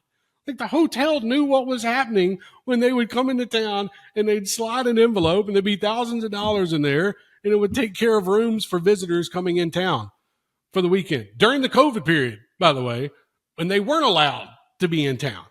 So it's just mind blowing. And there are a lot more stories. I look forward to one day sharing that. But my goal is right now, I'd really like to sit down with Jeremy and talk about it all. And the fact that he just lost his appeal with the NCAA, he's free to talk about it. And by the way, he's free to go at the University of Tennessee. And as much as Tennessee had on Jeremy's got a decent amount on Tennessee as well. So I don't know if the battle's over yet when it comes to that buyout. I really don't. But I was always fascinated by the Pruitt era, and I'll end it with this. He was a good guy. A good family guy. And I think he tried to build it too quick the Alabama way. And I think that's what got him at the end. And he had a couple assistants and a couple of recruiting coordinators that I think were trying to show off to the head coach at the same time that I think killed his tenure as well. So, look forward to that book one day. I really do. I have I'll tell you this, on my phone that's connected, to my MacBook and whatnot. I have 89 pages of notes coming from that investigation, everything that happened. And I'm talking like long notes. So I look forward to putting it together one day. I really do. If you need a forward, I'm probably not your guy for it, but let me know. Let me know. We can see what we can figure out. We can call Talty, right? Talty will help. Talty would be a good guy for that. He'd be great. Yeah, that's kind of right up his alley, man. Like the layers to this. You're right. It's we lose track of this stuff so quickly, and it's why I like being able to talk about this stuff in the offseason, because right now Tennessee's in such a different place from stability. Yes. And it's everything that Tennessee fans could have hoped for coming out of this period of chaos, the decade of dysfunction, which is so well documented. But, there is... Because who would have thought about that, Connor? Yeah. Like, honestly, you're coming off a spring where you just fired Jeremy Pruitt. You lost 40-some-odd players to the portal. By the way, big-name players to the portal. A lot, 5 or 6 of them had to leave Tennessee. 5 or 6 of them, there was a reason why they were able to play the next year at a Power 5 program, immunity. And at the same time, and even the parents that were trying to get immunity for their kids that were wrapped up all into this. Like, it is, it's amazing to think of. But I say that to say this. You think of where they were then, and you think where they are now. It might be the best turnaround from an optic standpoint that we've seen in college football in a very, very long time. Yeah, like if Tennessee this year goes 10-2 with Nico, makes it into the 12-team playoff, it's Heupel's first homegrown quarterback since Dylan Gabriel, which is kind of crazy to think about. If he does that, we're talking about... I know, right? He's still somehow playing college football, which is bananas to think about. But, like, if he does these things and Tennessee gets into the playoff, we're going to be talking about whether or not Josh Heupel is a top 5 coach in the sport. Alternatively, the only way that his approval rating takes a significant hit, and I'm not banking on this happening, but this is what I would call we'll call it a hypothetical, if you will. Yeah, there you go. But if he goes 0-3 against Tennessee's 3 biggest rivals, right? Florida, Georgia, Bama. Something that, look, he had the Bama win, the Florida win, being able to beat them in Knoxville was huge. College game in the house, all those different things. But if he goes 0-3 against the big 3 rivals and gets left out of the playoff, Nico, it's kind of still more flashes than, oh my God, he's a superstar. But What's the vibe of Tennessee if that plays out with Heupel? Is there patience? Is there another year built in after last year was supposed to be this floor year? Is there another year where Tennessee – I'm not saying Josh Heupel gets fired if that happens. I do not think that happens. But what is the overall vibe of Tennessee like? Are we getting to that place where suddenly it is much less stable than what we're talking about? I think it depends on how the losses come. Yeah. I mean, in all honesty, I do think it – because you're going to be going into Nico's second year as a starter. I think you can have a mulligan, on a first year. Okay, Nico's first year, he showed flashes. He was a steady quarterback. Maybe you could say that. But then, fans would be like, okay, like we might have Nico for this last season, and I'm talking about 2 years from now. We better do something here. I know they got the George McIntyre kid coming in. He's committed. Anything can happen, whatever, but he's committed. But you didn't pay a crap ton of money to bring in this. And that's another thing people have to think about here. And that's another layer of pressure. We all know who the $8 million man was. It's no secret anymore in college football. You have got to be able to get something out of that. And I think fans and folks will look like, damn, Tennessee spent all that money for that, and I don't think that's going to be the case. I think Nico is going to be a stellar quarterback. I do. But lose to Florida, Georgia, Bama, maybe throw in another one, and you're 8-4. Oklahoma. Right. Oklahoma. And I think people are starting like, dang it. Okay. Like we thought this could be the year. Now we have to throw all our chips in to 25 and hope it works out. I think that's when you start having a little bit of nervousness around the program, because right now, they're trying to temper expectations. I get that completely, but they've got a great offensive line. They've got a great stable of running backs, really good wide receivers, with Brew McCoy returning, Brazil coming in. I think this will be their best defensive line that they have had at Tennessee in the last 6 or 7 years, because they have a couple of the FU guys. And I always say this, FU guys are the guys that get off the bus that are going to cause problems. I think they have that. I think the only thing that kind of, in my opinion, kind of worry about is your secondary a little bit. But if they can put it all together this year, then and that's why I mean Tennessee fans think that, okay, this could be a year where we make the playoffs, when the reality is there are a lot of great teams that could make the 12-team playoff, meaning, okay, there's only 12 spots. And as crazy as that sounds, because we're moving to 12, it just, you need to be in contention when November starts. And if that's the case, then I think they'll be fine. But if not, maybe they chalk it up and be like, okay, first year as a starter, let's see what we can build back. So it'll be interesting. And if they beat Florida, then if Florida goes out and craps the bed, there's we can get into that another time. But there might be a head coaching search going on in Gainesville, and maybe the best quarterback in the country in 2 years from now, DJ Lagway,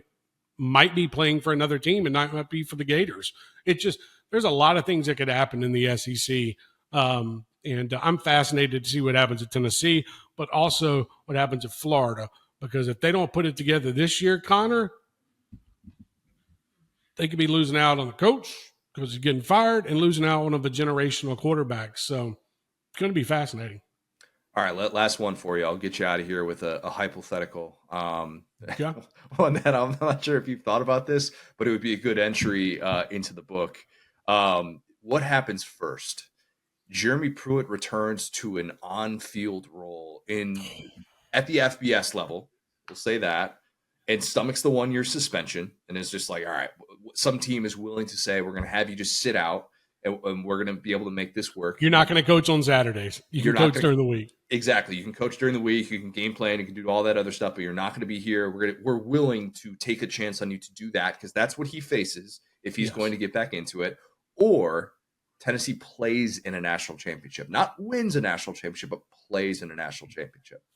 Dang, Connor. I knew you'd send me out with a hard one. let's see, Jeremy got 5 years. He's already spent 2. I'm gonna go Tennessee plays for a title. I think Tennessee plays for a title before Jeremy Pruitt is back on an FBS sideline, because you said FBS, so that could mean Miami, Miami Institute of Technology, Florida International, Southern Miss. You just said FBS, so I would say Tennessee wins a title, or not wins a title, plays for a national championship, and then Jeremy makes his triumphant return to the field in a defensive coordinator position, and we go from there. You're going to find this tape in like 2 or 3 years, and you're going to come back and you're going to get me at it, because somehow Jeremy's going to get a job in 2 years, and then I'm going to be screwed because I don't have a 5-year window. So that was a nice setup, brother. Time heals all wounds, except probably for the Jeremy Pruitt Tennessee wounds. Maybe, I don't know. He recruited some damn strong talent, right? I mean, goodness gracious. Yeah. And the crazy part is, look at the guys that are in the NFL now. I know. Who'd they come in under? It's like very interesting how all that works out, So is what it is, right? Trey. God bless Jeremy Pruitt. I don't know that sentence has been said a lot in recent memory, man. I really don't. My man is when he does return, and he will return, he will have one of the most dominating defenses wherever he returns. Because if there's one thing you can't take from Jeremy Pruitt, is he might be the best defensive mind Alabama had during their time when he was a coordinator. In my working, I think the combination of him and Saban made it a lot better than the best defensive mind. I think he is a really good defensive coordinator who was not ready to be a head coach. And I do think that he could take over and become a DC somewhere and have them in the top 10 in a couple of years, with recruiting and whatnot, if they can get it. Depends on where he's at. I think that's obvious. I was going to say counterpoint Kirby Smart, but yeah. Right. No. Absolutely. No, absolutely. And Kirby deserves all of that. I think that and here's the reason why I said that.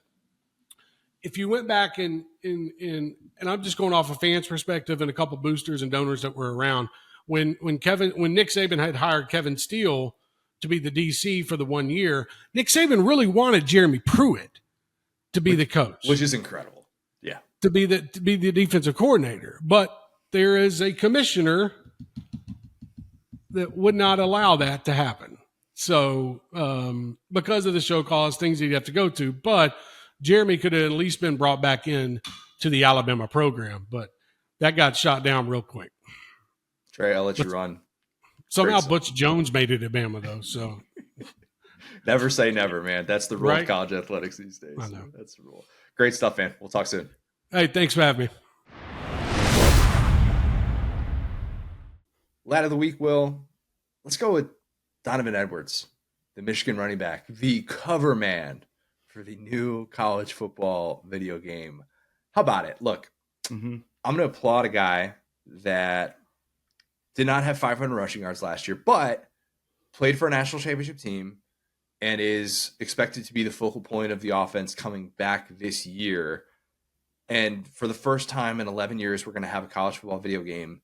And the guy who is most prominently featured is someone who did not have 500 rushing yards last year. Donovan Edwards, tip of the cap, man. Tip of the cap. You did it. Very impressive. It was funny to see some of the reaction come out, like how much people are freaking out about which players is there. And Ewers is there, Milrose there, Judkins is there. And like, oh, who's not there? Who should have been there? I saw a lot of Luther Burden III. How could he not get a mention there? Like, it pays to win a national championship. That's all I'll say about that. Yeah, for sure.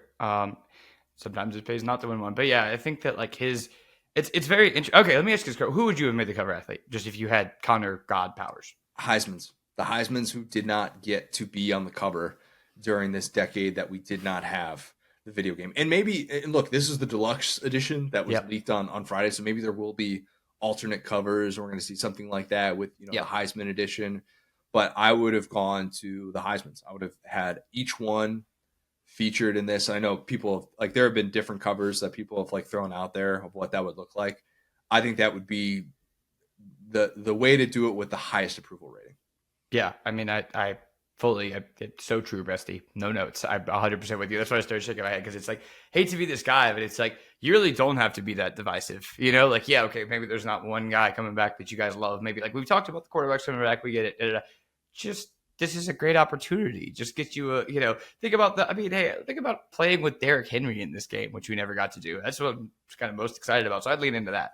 Or alternatively, if all else fails, not Jim McElwain on the Shark. I would take that over random guys. Like I honestly, I hate to just dump out, like make it a meme lad of the week, but yeah, there were just so many. Again, the deluxe edition has all the guys, right? It's got Milrow, Ewers, back. Or we say him too, right? But point being, like, I would take either of those. I'd take Jalen Milrow. Anyway, it's awesome that this is coming back, and I'm not trying to be the wet blanket complain about it or anything like that. They honored everyone. I like it. I genuinely do. I like the deluxe one. Yeah. But that sets the precedent. You win a national championship, that's how you're going to get featured moving forward, because I don't know. But you could have probably gone a little bit of a different direction, not to be a hater, but I don't know. Backup running back, left some meat on the bone for me. Yes, a little bit. I agree. So my lad of the week, I know we've done a couple of personal ones here. So first off, shout out to moms, right? As they say, happy birthday, mom. Happy birthday, moms. Yeah. Kind of a la Dwight Schrute, right? But just shout out to everyone. I want to quickly tell a mom story, because I posted this on my story. This won't shock you. One of the ways that my mom kind of toughened me up growing up, I was about 16, 17. We play horse. Have I ever told you the story? Horse, like basketball? Yes. Okay. So what my mom used to do is, I was 16, 17. I was at my athletic peak, right? I could break any bone and just keep going. And so what I would do is me and my mom would be bonding, whatever. I'd be taking hard shots, whatever. Then my mom realized, okay, boom. As soon as he misses one from like whatever trick shot he tries, I'm just going to put a penny on the ground or pick like a crack in the ground and just take the same granny shot over and over and over again. And okay, so cool. So we were doing that. Then what you do is just kind of get in my ear like Patrick Beverly. So I would be sitting there taking the same granny shot over and over and over again. One mom just goes, "You're going to miss this one. So you better start thinking about the next one, because this is about to be O right here. This is going to be O right here, just to let you know. You don't have it. Look at you. You're shaking." And so that's the kind of crucible I was brought up in. I shared the Michael Jordan one and I tagged her and made her laugh. Shout out to my mom, who is the reason why I am here and the person I am today. That's one. Just moms in the general. One specifically I want to shout out my guy Adam Center, who is my friend Brady's friend. I talked about that in the front. I was flying down to Orlando. We had a little bit of a mix up with our passes. I wasn't sure if I was going to be able to get into the game and everything, the NWSL game, which we had a blast at. And I get a text from Brady that says, "Hey, you guys want to watch AJR in this in Orlando City's box?" And I mean, I've never had something just turn around a day almost like exactly the way that happened, because I went from being stressed to just being like so happy, and it all just felt like it was meant to be. And so, he didn't have to do that. He didn't have to, ask like our whole squad. We must feel super duper welcomed at the game and at the event. So Adam, my guy, like, I appreciate it. And look forward to beating you in fantasy football next year, my man. It's a great thing to be able to give someone when you're like, all right, I've got to hook up for a specific event.